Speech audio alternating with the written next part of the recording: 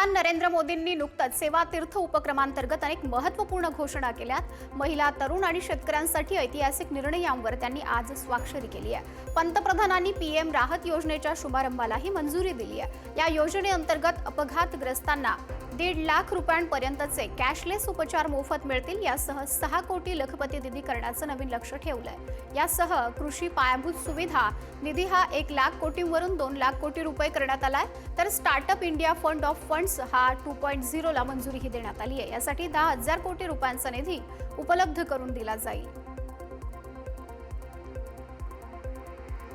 उत्तराखंडमधील प्रसिद्ध पर्यटन स्थळ औलीमध्ये आज विंटर कार्निवल आणि नॅशनल स्कीइंग चॅम्पियनशिपचा दिमाखदार शुभारंभ झाला। या 4 दिवसीय महोत्सवाचं उद्घाटन उत्तराखंडचे पर्यटन मंत्री सतपाल महाराज यांनी केलं। या स्पर्धेत देशभरातील विविध राज्यांचे तसेच आयटीबीपी, सीआरपीएफ आणि लष्कराचे एकूण 17 ते 20 संघ सहभागी झालेत। यामध्ये 300हून अधिक खेळाडू आपलं कौशल्य पणाला लावणार आहेत। कार्निवलमध्ये अल्पाईन स्कीइंग, स्नोबोर्डिंग आणि स्की माउंटेनरिंग अशा राष्ट्रीय स्तरावरील स्पर्धा आयोजित केल्या जाणार आहेत। 16 फेब्रुवारीला पारितोषिक वितरण आणि समारोप समारंभ होईल। दिल्ली स्फोट प्रकरणी तपासासाठी एनआयएला 45 दिवसांची मुदतवाढ दिली गेली आहे। एनआयएनं तपासासाठी 90 दिवसांच्या मुदतवाढीची मागणी केली होती, पण विशेष न्यायाधीश पीतांबर दत्त यांनी पुराव्यांची व्याप्ती आणि नवीन पुरावे समोर येत असल्याचं लक्षात घेऊन 45 दिवसांची वेळ वाढवून दिली आहे। न्यायालयानं या प्रकरणातील 7 आरोपींची न्यायालयीन कोठडी 13 मार्च 2026 पर्यंतही वाढवली आहे। डॉक्टर शाहीन सहित डॉक्टर मुजम्मिल शकील, मुफ्त हिरपान अहमद यासह जसीर बिलाल वानी, डॉक्टर आदिल अहमद, यासिर अहमद दार आणि सोएब यांचा कोठडीतला मुक्काम आता आणखी वाढलाय। राजस्थानमधून हुंडा प्रथेच्या विरोधात एक मोठं उदाहरण समोर आलंय। एका नवरदेवानं हुंड्याचे 31 लाख रुपये परत केलेत। नवरदेवाच्या वडिलांनी वधू पक्षाकडून हुंड्याची रक्कम घेण्यास नकार दिला। तुम्ही तुमची मुलगी आमच्या स्वाधीन केली आहे, तोच आमच्यासाठी सर्वात मोठा हुंडा आहे। लेकीपेक्षा कोणतीच संपत्ती मोठी नाहीये, नवरदेवाच्या वडिलांनी असं ठामपणे सांगितलं।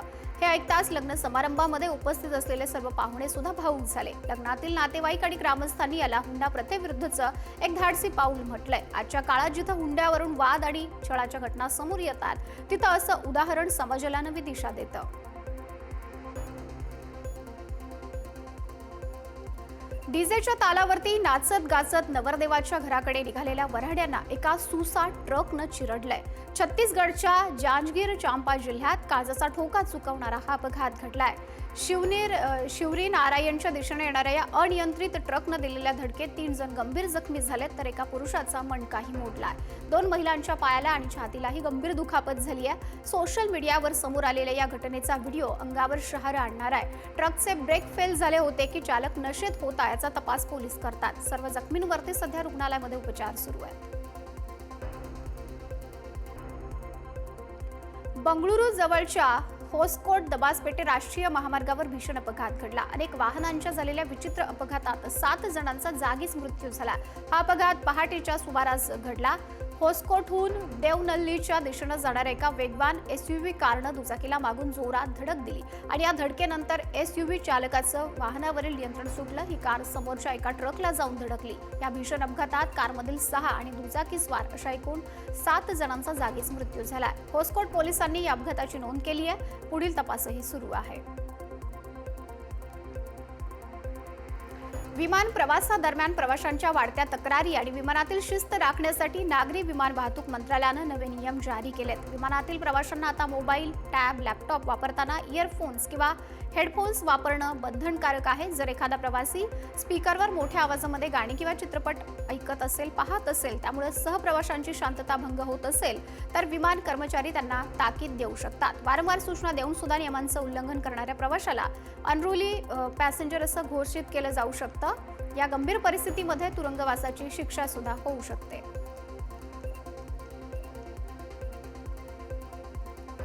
आता डिझेल गाड्यांवरती अतिरिक्त प्रदूषण कर लागू करण्याचा केंद्र सरकारचा विचार सुरू आहे। सध्या हायब्रिड गाड्यांवरील जीएसटी कमी करण्याबाबत सरकारनं गंभीरपणे विचार करत आहे, जेणेकरून या गाड्या स्वस्त होतील।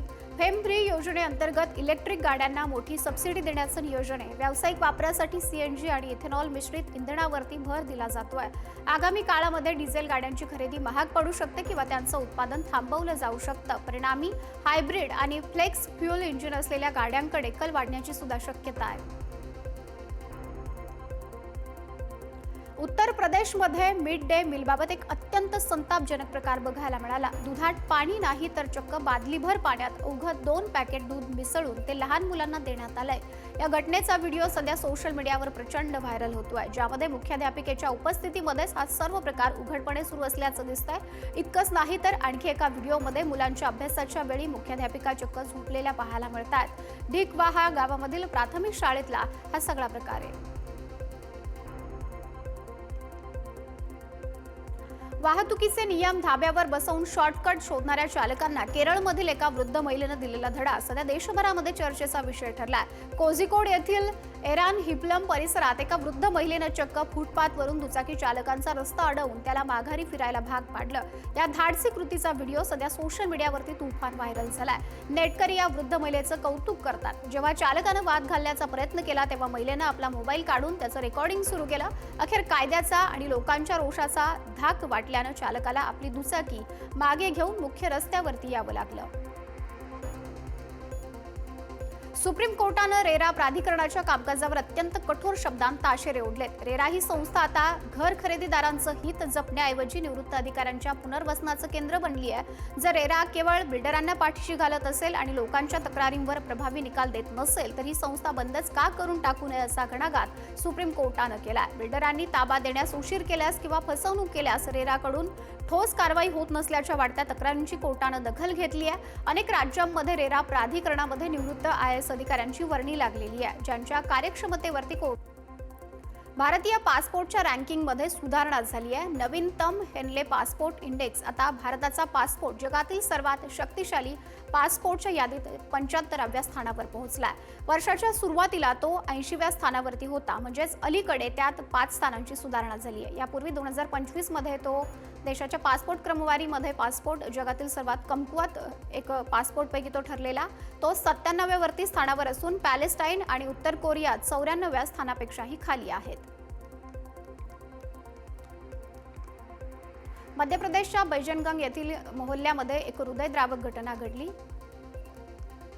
एका इमर्शनल रॉडला ज्यामध्ये विजेचा जोरदार धक्का बसला. मुलीला विजेचा धक्का बसल्याचं बघताच हा सगळा प्रकार समोर आलेला आहे. तिच्या आईनं बटन बंद केलं, मुलीला रुग्णालयामध्ये नेलं, मात्र डॉक्टरांनी तपासणी अंतीच मृत घोषित केलं.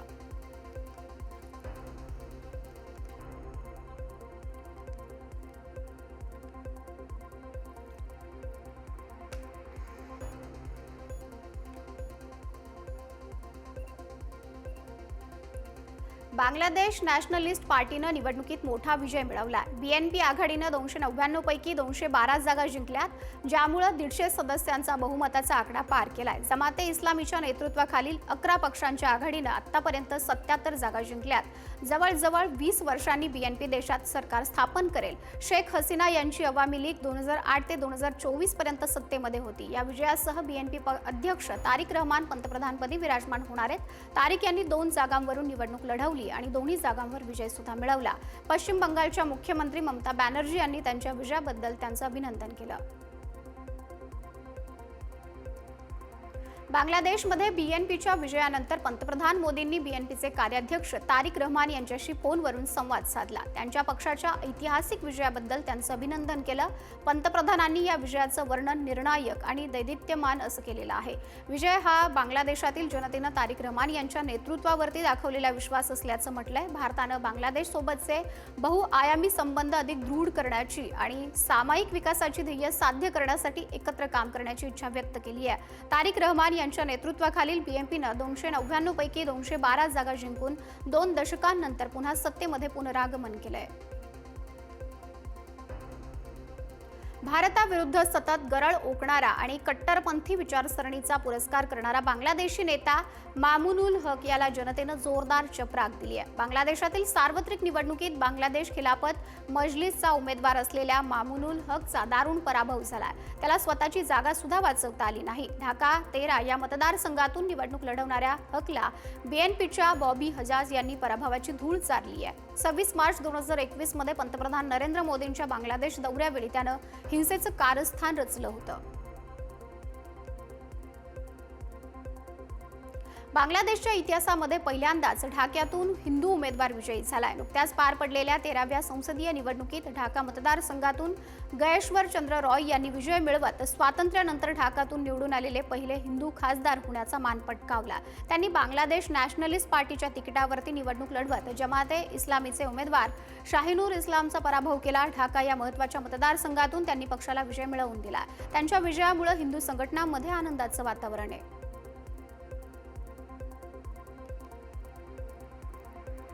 मागील काही दिवसांपासून इराण आणि अमेरिकेमध्ये तणाव सुरू आहे। दरम्यान इराणशी चर्चा सुरू असताना अमेरिकेचे राष्ट्राध्यक्ष डोनाल्ड ट्रम्प लष्करी कारवाईची धमकी देतात। दोन्ही देशांमधील वाढत्या तणावाच्या पार्श्वभूमीवर अमेरिका कॅरिबियनमध्ये त्यांचं सर्वात मोठं विमान वाहू जहाज हे तैनात करणार आहे। अध्यक्ष डोनाल्ड ट्रम्प यांनी ते मध्य आशियात पाठवण्याचे आदेश दिलेत। अमेरिकेचे यूएस जेराल्ड आर फोर्ड जहाज मध्य आशियासाठी रवाना झालंय। ते मे पर्यंत कॅरिबियनमधून राहू शकतं। या अमेरिकन जहाजासोबतच US Abraham Lincoln carrier strike group आणि 3 गाइडेड मिसाईल डिस्ट्रॉयर हे सुद्धा असतील। हे जहाज ऑक्टोबरमध्ये भूमध्य समुद्रातून कॅरिबियनमध्ये पाठवण्यात आलं होतं।